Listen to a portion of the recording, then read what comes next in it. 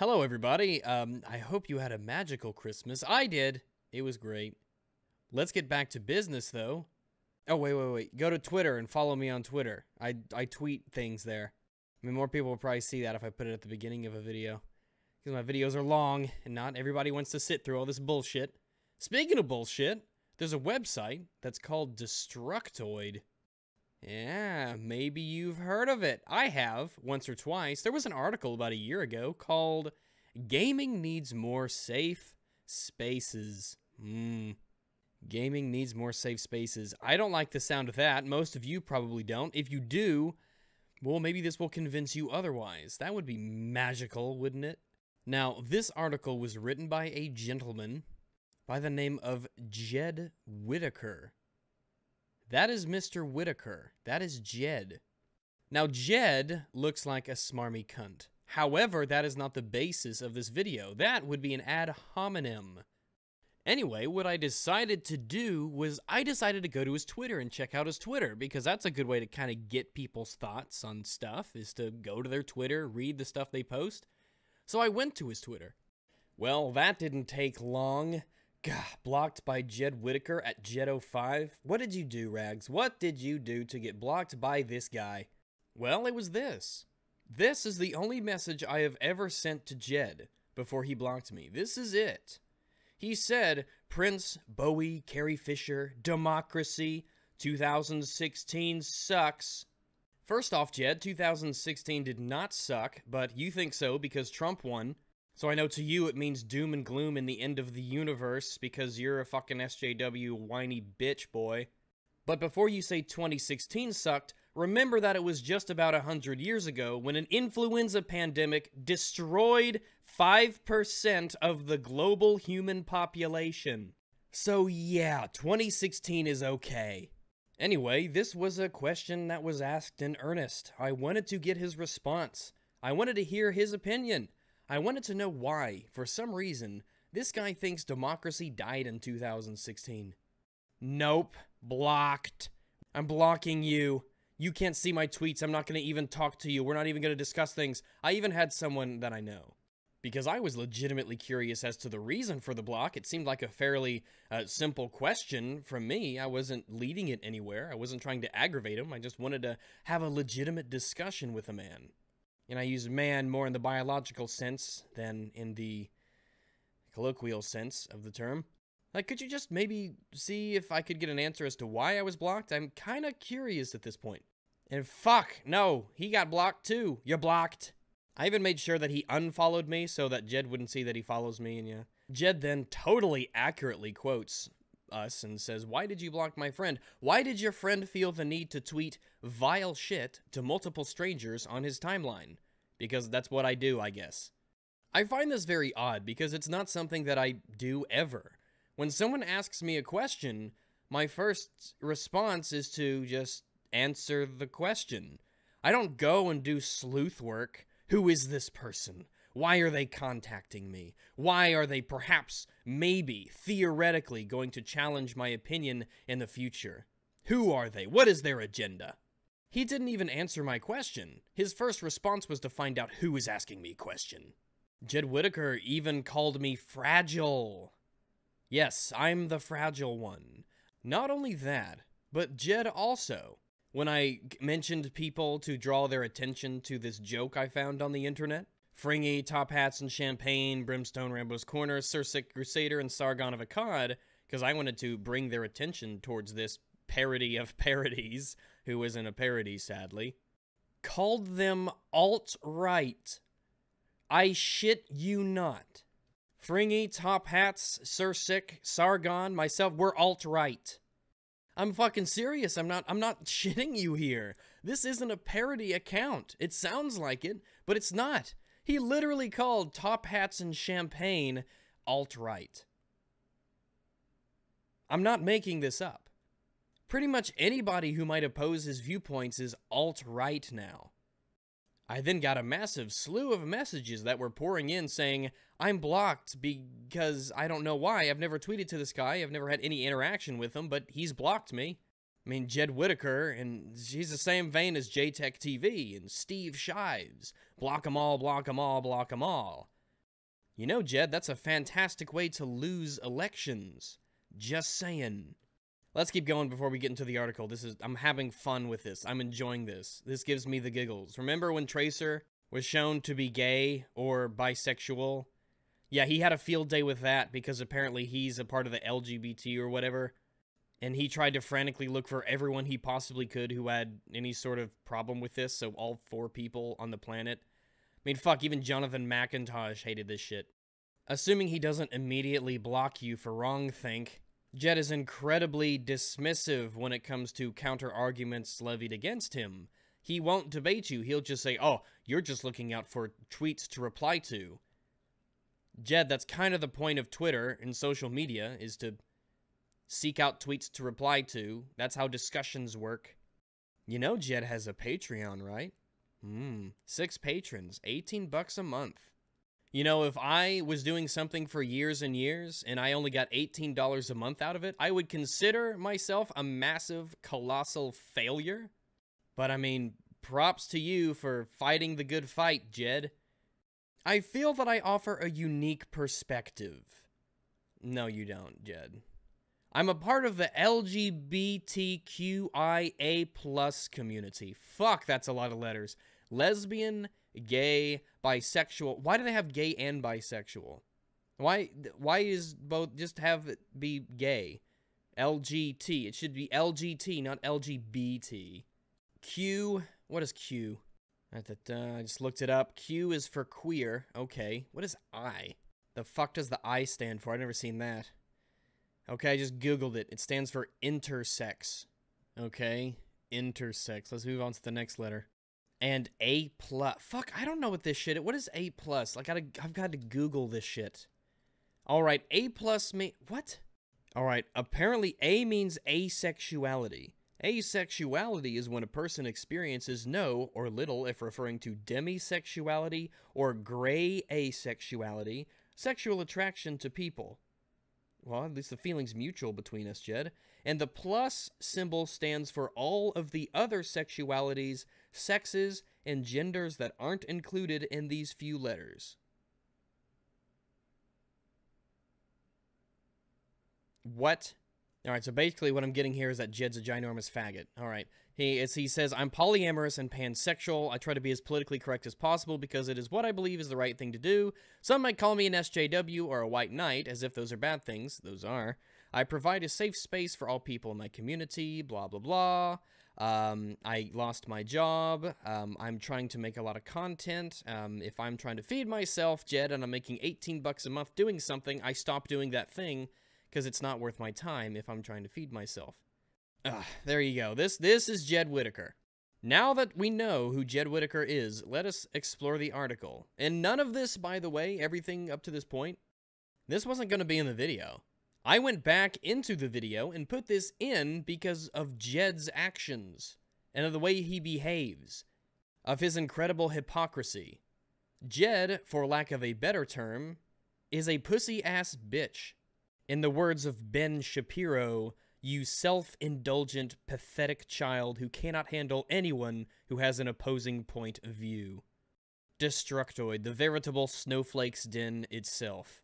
This article, written by the one and only Jed Whitaker, perhaps you've heard of him, though I doubt it.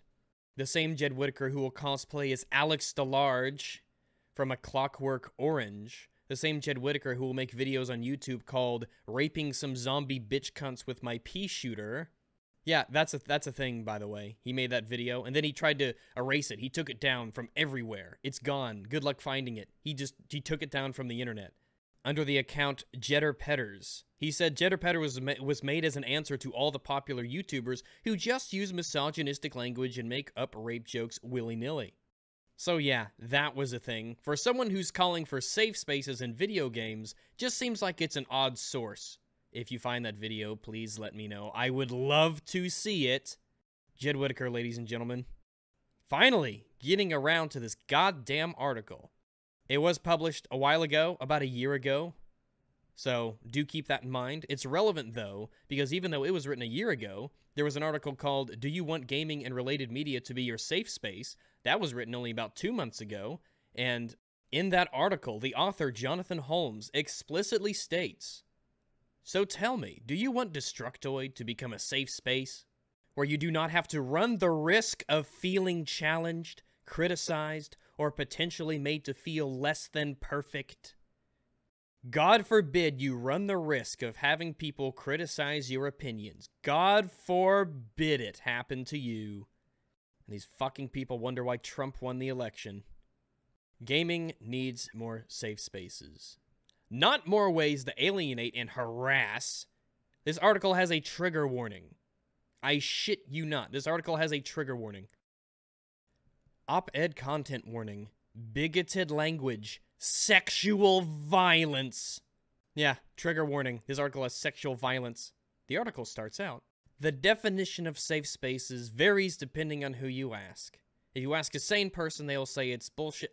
But to me, a safe space is a place where you can be free of harassment, regardless of your politics, race, nationality, sexuality, and gender or lack thereof." Because I guess you think you can lack a gender. You can't lack a, you're fucking one or the other. Genetics, people. It's a different subject. Let's move along. Currently, protests are being held at college and university campuses across the United States, with students asking for safe spaces. But safe spaces aren't just for the real life in college campuses. The whole of gaming would be better off with more safe spaces as well. You see, Jed, now you maybe understand that this is why Trump won. I keep saying this is why Trump won, this is why Trump won. Because you don't want to discuss with people. You don't want to enter into arguments with people. You don't want to do debates with people. You don't want to have ideas clash. You think that it is appropriate for adults in society to be able to bury their heads in the sand when they are approached with ideas that are contrary to their own. You think you should be able to run away from everything you don't like. You want to pretend these things do not exist. You want to live in your echo chamber. Unfortunately for you, Jed, reality is that which continues to exist regardless of whether or not you believe in it. Safe spaces, Jed, they do not make you a better person. They do not help you to grow. They do not help you to develop into a proper, functioning human being. This utopia that you wish could exist where everyone believes and thinks the same way, it is just that. It is a utopia. It is no such place. It does not exist. It never will. Pretending that it can or that it should will not help you as an adult. Especially in video games. Video games, by practically their nature, are built around conflict. They are built around challenges and obstacles that must be overcome, either by yourself through your own wits, your own cleverness, your own intelligence, your own creativity, or with other people. They require cooperation. Video games, in essence, are the ultimate equalizer, the ultimate unifier. It does not matter where you're from or who you are, what your religion is, your sexuality is, your race. It doesn't matter. Video games are, in essence, ideally, the perfect meritocracy. How skilled you are, how smart you are, how hardworking you are directly relates to your level of success. Now, when games violate this almost holy principle of video games being a meritocracy, that's when gamers rebel against them. That's when gamers throw their fits. And rightfully so. Being able to buy power, for instance. Being able to buy power, pay-to-win mechanics in video games violate this principle of video games as a meritocracy. People can use real-world riches in order to make their performance better in a situation, in an environment where everyone should be equal, and where only their skills should dictate who wins and who loses, their cooperation, their personal merits. Safe spaces are in direct contradiction to the idea that everyone can grow and become better and learn to overcome challenges in video games when you can simply run away from all the problems that you can see and maybe wish in your heart of hearts that they'll just go away if you stop seeing them. Okie dokie. The above message was sent unprovoked by someone on my team in a multiplayer game. See, your own team can't even stand you, Jed. In a multiplayer game, Warzone and Halo 5 Guardians. I had said nothing even remotely related to LGBT people when I was sent the above toxicity, which I doubt. I doubt you can shut up for 5 seconds about LGBT, actually. My crime was using the call tag LGBT that shows instead of my name, something I started doing after meeting another player that were using it as a means to find like-minded players to party up with, which I still think is a good idea. No, Jed, that's identity politics. You see, you're so far down the rabbit hole you don't even understand what you're doing. You're assuming that anyone who is lesbian, gay, bisexual, or transgender thinks like you do. You're saying, oh, someone's a lesbian, someone's gay, someone is bisexual, this person's transgender. That means they must think like I do. Don't you think that's kind of bigoted to say, Jed? No, of course you don't.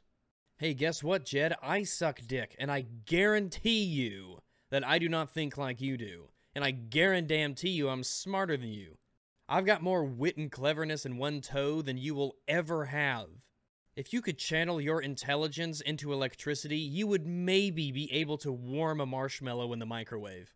I am your superior, Jed. I am better than you in almost every demonstrable way.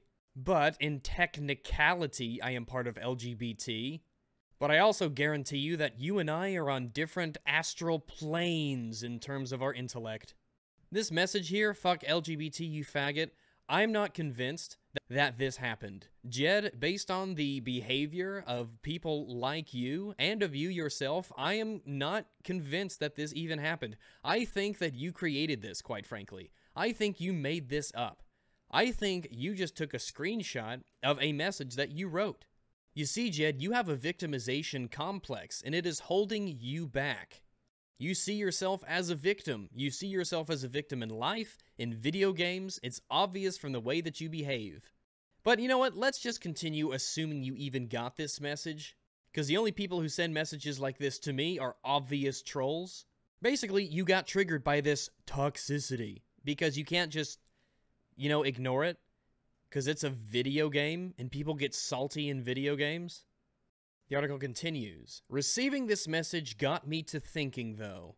Did it hurt, Jed?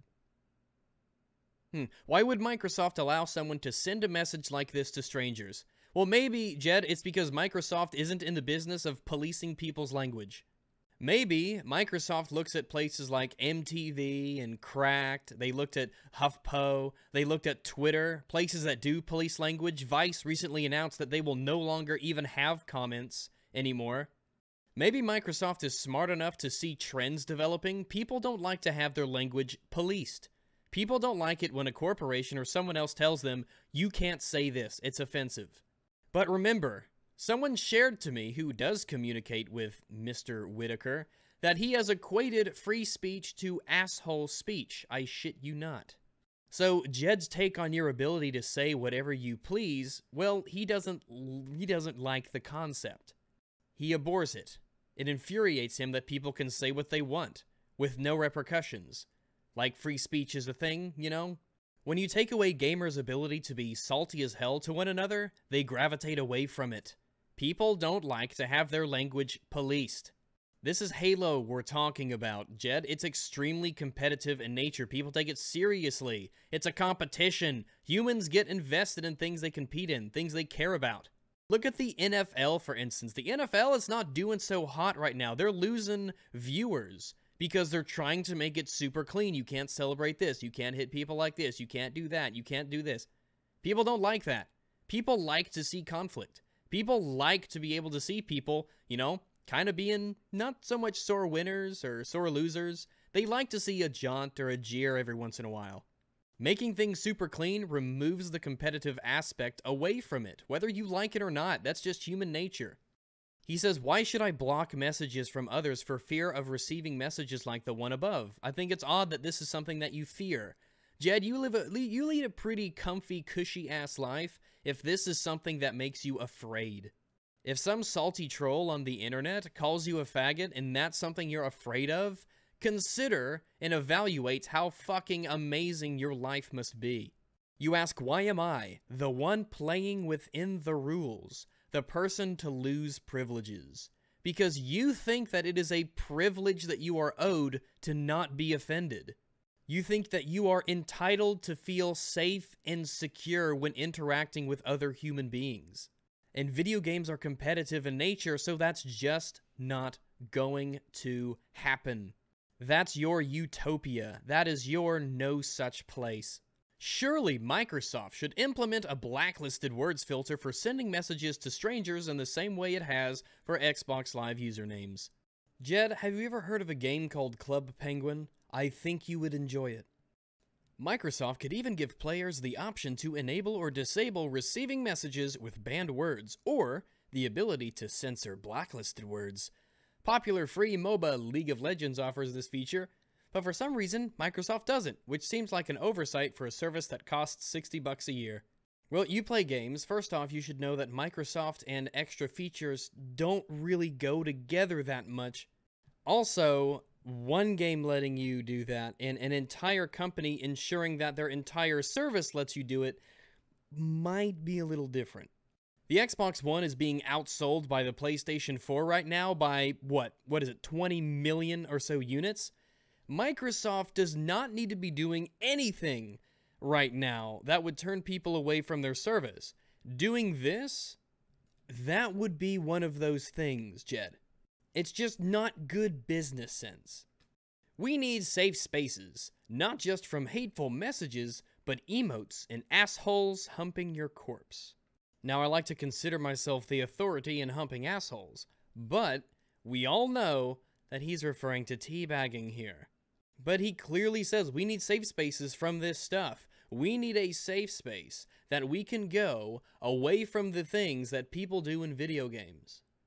You have that. It's called not playing video games. I doubt Jed has ever played actual sports in his life. I just get this vibe that Jed's never been around an actual competitive experience. Whereas one person might get some mocking or jeering, or they might have their character teabagged in a game, maybe this would get them motivated to do better, to say ha ha right back on the person that did it to them.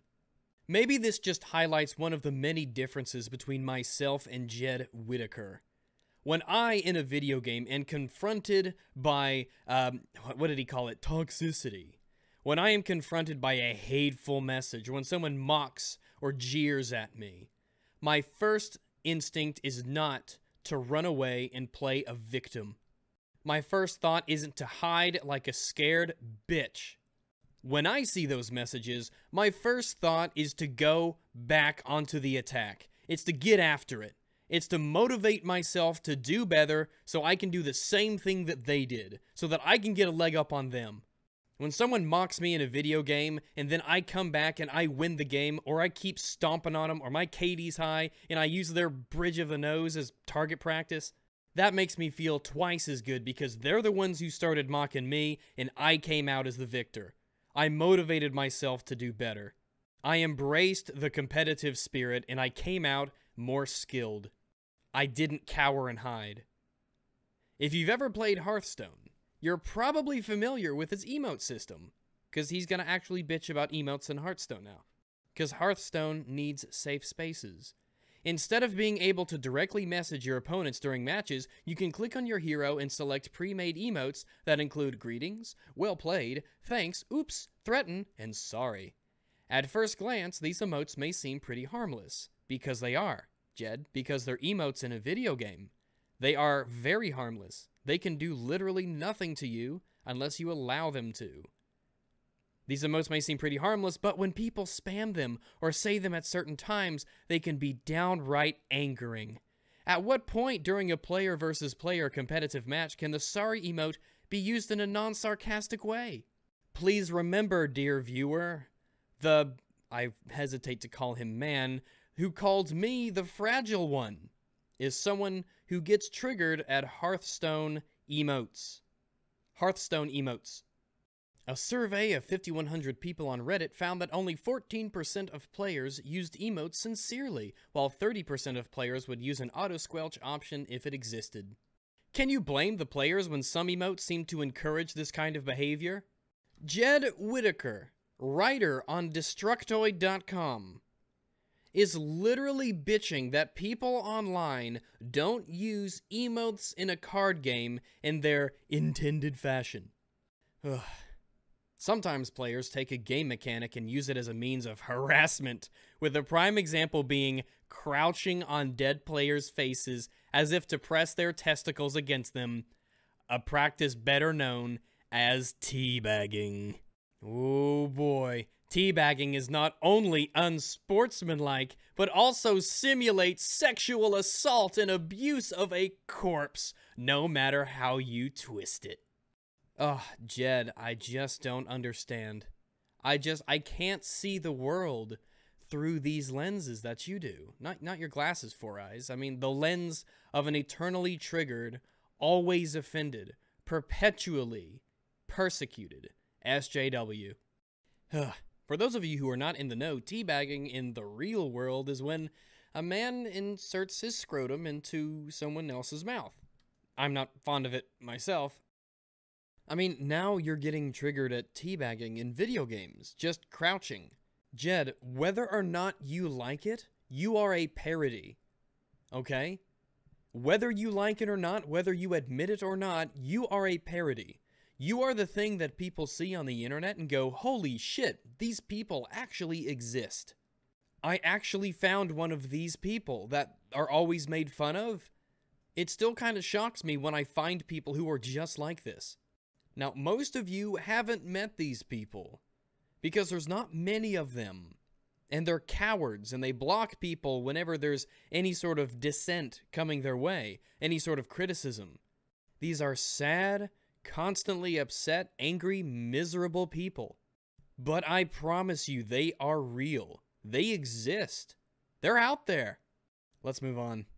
He continues, yet teabagging has become commonplace in first-person shooters ever since Halo 2's player base popularized it. This virtual assault has become so prevalent and accepted that most of us are desensitized to it, to the point that the following commercial for Call of Duty Ghosts wasn't instantly lambasted and banned.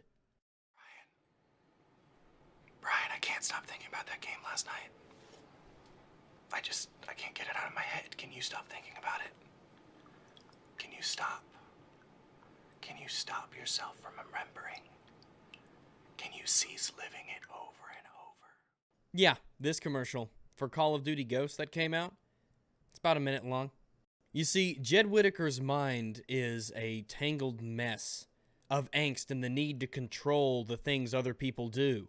What's so strange is that he thinks that this commercial for Call of Duty Ghosts should be banned, but the game itself, which is full of violence and killing, oh, that's fine.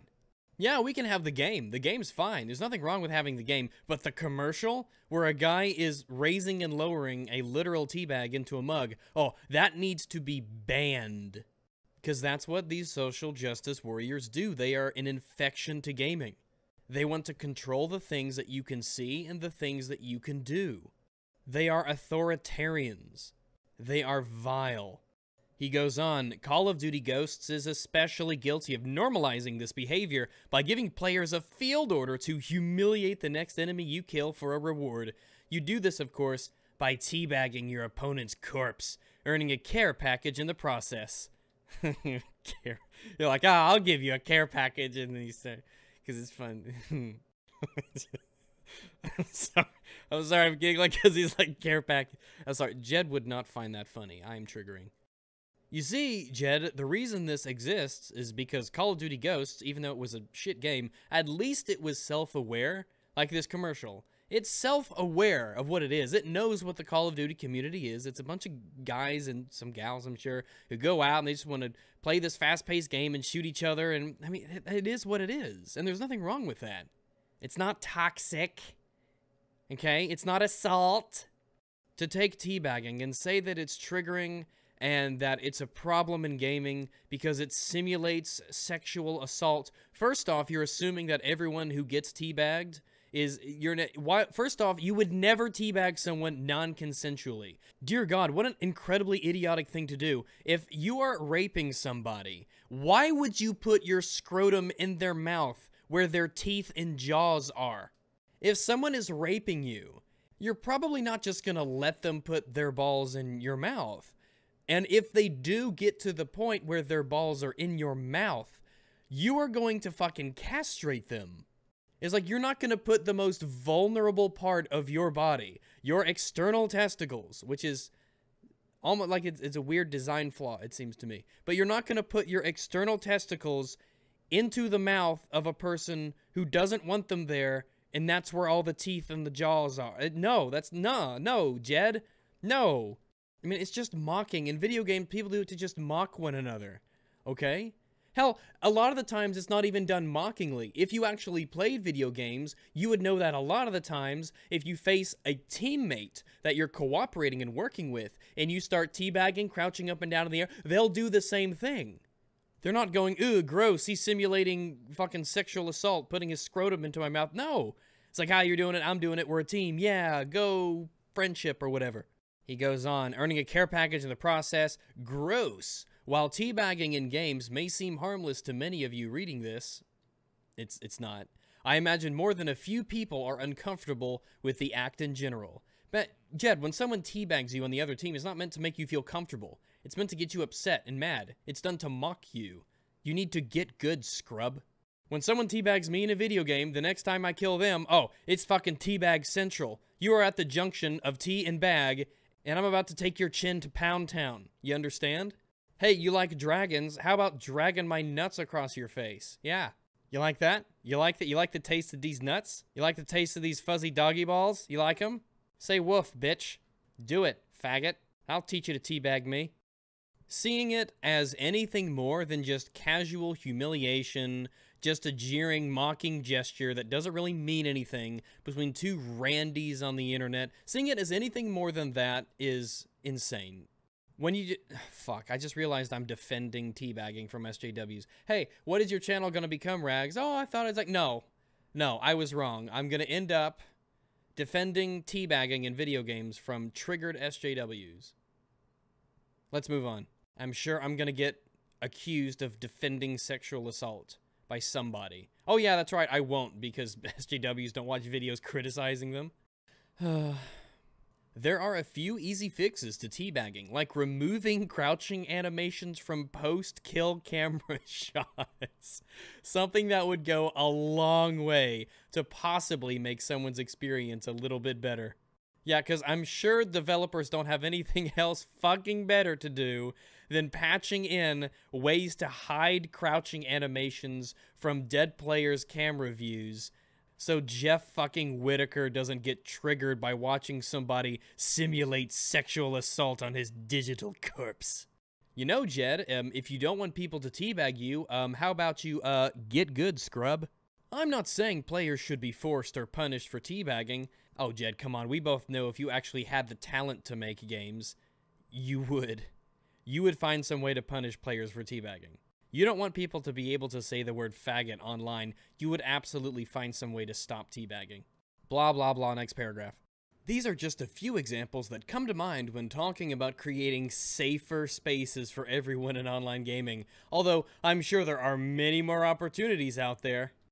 Oh boy. I mean, hell, if you want to have your own little blacklist, fine. If it triggers you so much to see the word faggot or queer or nigger or whatever word, then it's fine. Just blacklist it for yourself. What? Fine, whatever. If you want to give words on the internet that much power over you, fine, do it, little bitch. But he wraps up the article as this. I'm not saying players' freedom of expression should be taken away. Yes, you are. Yes, you are. That's exactly what you want, Jed. You don't explicitly say it in this article, but oh, come on. I've seen your Twitter, briefly. I've read this article. I've seen your bullshit, Jed. You would want nothing more than the ability to police the things that other people do. That is the SJW's dream. You're an authoritarian at heart, Jed. You all are. He says, I'm just asking that we are given a way to avoid certain things if we see fit. Yeah, it's called not playing online games with human beings, Jed. Ugh, man, this article was a train wreck to get through. You know, I was curious about the comments of this article. You have to, I made a little profile so you could see, because it's one of those websites where you have to sign up for a profile if you want to see the comments, because I don't know why, but you sign up, and I went and I scrolled around through the comments, and this was the top comment, and I thought it was fantastic. Written by the user Shinta. I'm honestly in shock that you get virtually murdered in Halo, and then the thing you complain about is the virtual celebration dance known as teabagging? One is virtual assault, as you claim, while the other is virtual murder, but you don't even seem to mind. And complaining about completely benign emotes in Hearthstone? Just because someone is using them sarcastically? Please, Jed, tell me this is a fucking joke article. Please, man. I've talked to you before and we disagree on a lot, but you're not this overly sensitive. You can't be. If you really were sincere, you should seriously stop interacting with people online or playing any kind of competitive multiplayer game. You would be in the ultimate safe space, entirely by yourself. Your suggestions for an option to auto-censor words in private messages sounds like a fine idea. As long as you can opt in or out of it, I don't see any issue with it. Yeah, hard to believe that's the least crazy thing he says in this entire article. Thank you, Shinta, for wrapping that up with a nice little bow. Gaming needs more safe spaces. Here's the thing, Jed. You have a problem with human nature, I think. You have a problem with the aspects of competition between people. You don't like the idea that people can mock and jeer or be celebratory against you. You don't like the idea that you can be the butt of a joke or you're just not good enough when you get good. I mean, look, the fucking article starts with a trigger warning, man. An article on video games that talks about teabagging has a trigger warning. Jed, how is this supposed to make anybody better? How is this supposed to make us more well-rounded, more sophisticated, more intelligent? How is this supposed to make us more skilled? How is this supposed to make us better people? Competition brings out the best in us, Jed. But Shinta really was right when he said that maybe you need the ultimate safe space. Just being alone. Never talking to anybody. Never having any resistance. Never having any criticism. Safe spaces, they're not the kinds of things that will grind you like a whetstone and sharpen you up. They'll turn you to jelly. They'll make you weak. They'll shelter you from reality, from other people. If you truly want a safe space in gaming, then don't play games. This just isn't the hobby for you. You want to come in here and police it for yourself. You want to make your feelings be the basis for the rules. I know a lot of you by now are probably saying, Rags, this video was just a hit piece on some online piece of shit. Well, it wasn't really intended to be that way. It wasn't intended to be this long, but Jed had his chance to have a discussion with me. I wanted to enter into a back and forth, a conversation, a give and take. I reached out to him in a completely neutral way, and this is how I was met. It doesn't bug me. It doesn't bother me. If anything, it gave me amusement. I laughed. Jed, you are pathetic and weak, and you want to project that weakness into the things that you do instead of toughening up yourself. Instead of discussing things with people and maybe bettering yourself as an individual, you build walls, ironic as that sounds. And now we can see that there are entire gaming websites pondering the idea that Destructoid should become an entire safe space where the idea of being criticized, of your opinions being challenged, is negative. Jed, there are a few quotes that come to mind that you should probably be aware of. I'm pretty certain you'll never watch this video, but as the old phrase goes, everyone can profit from a bad example.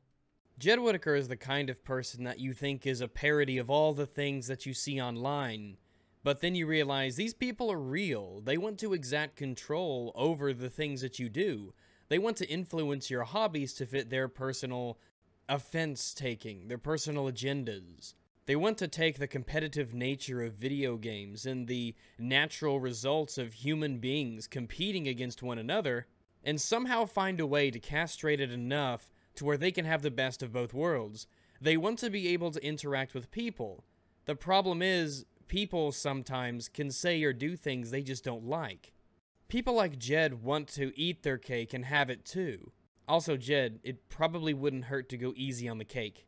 They want all the benefits that come with interacting with people, but if interaction with other human beings has anything to do with something they may not like, or something that they want to change so that they can show the world, aren't I a good person because I don't want teabagging in video games, they'll do what they can to end it. Thank God, Jed isn't in charge of video game design. If characters crouching up and down bothers you, if people sending you messages with just words bothers you, then perhaps the whole internet thing, the video game hobby, maybe it's just not for you. There's a certain Ralph Waldo Emerson quote that comes to mind, and it's one we should all keep in mind as we progress forward. Let me never fall into the vulgar mistake of dreaming that I am persecuted whenever I am contradicted.